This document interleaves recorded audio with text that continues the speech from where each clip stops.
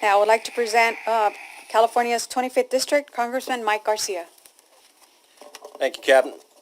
First of all, thank you all for covering this and sharing this. I want to start by thanking our sheriff deputies and their leadership for what they've done over the last year. What's not conveyed in these photos is the before picture correctly. And before our sheriff deputies showed up, there were bad guys with illegal weapons. Many of them are on the table here. And there's a dozen ways to die in the Antelope Valley Desert. The heat, the snakes, the black widows, the cartels are out there.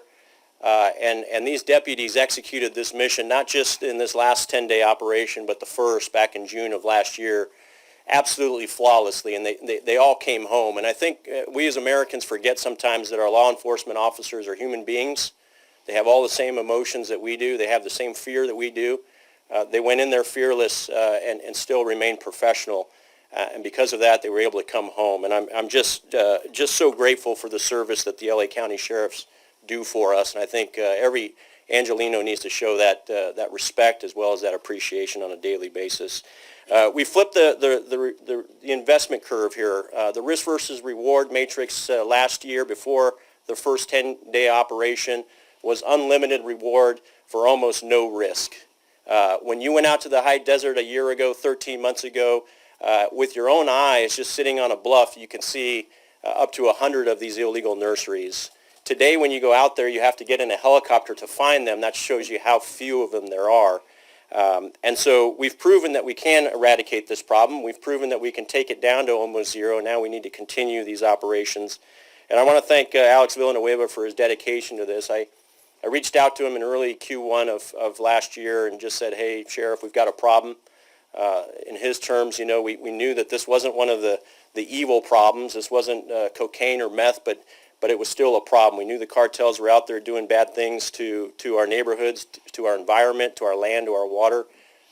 We didn't know how bad the problem was, and he committed after the first engagement to help us eradicate this problem in the high desert. So thank you, Sheriff, for not only committing to do it, but also seeing it all the way through, and we won't stop until the end. Moving forward, we've got to absolutely put a lid on this thing, and I think what we've proven is that when elected officials do their jobs and look out for their constituents and cooperate with each other regardless of political party or personal agendas, that we can actually make a difference. And in this case, backing our sheriffs and making sure that we're backing our constituents and literally getting cartel members out of our backyards was the mission, and we've proven we can do it.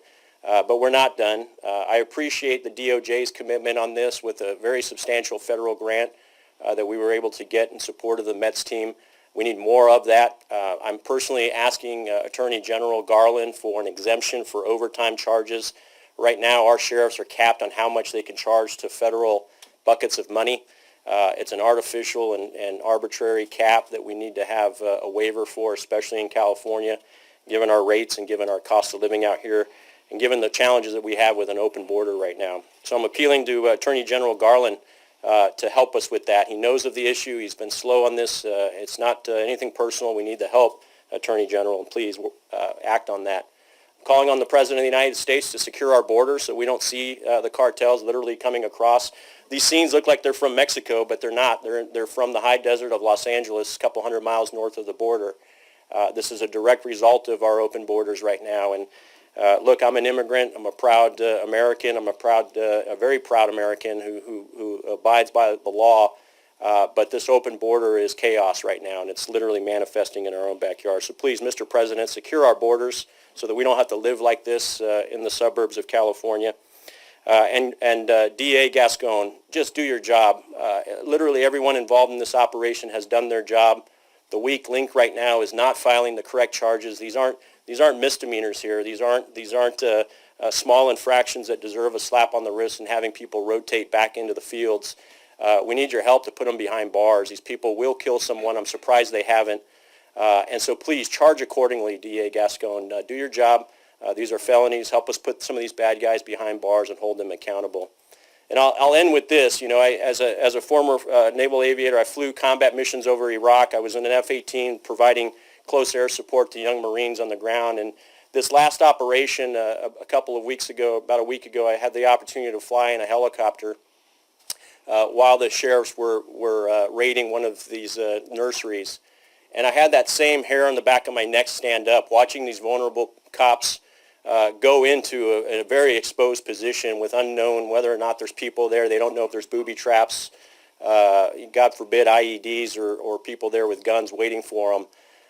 And they are extremely vulnerable out there in this field. So I'm just glad that they're all alive. I appreciate everything that you guys do to the deputies, what you do for us, providing us a security blanket.